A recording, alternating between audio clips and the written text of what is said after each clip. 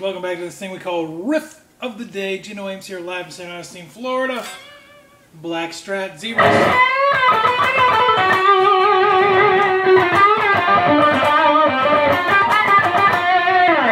So anyways, I posted my riff yesterday. It was called Today Sounds Like This. And Cory made a reference that he really likes that chuggy thing that I do.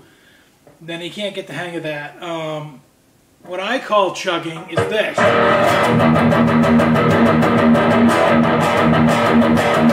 I think what he's talking about was, I was doing this thing kind of like this.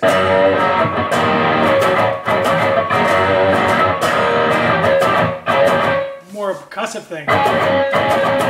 And all I do on that is, you know, I'll play a chord. And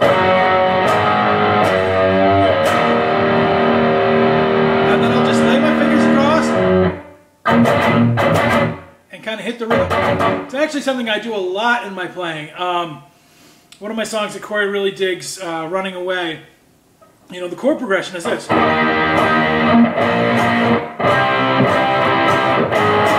But the way I play it, I go. So it's like down, down, dead.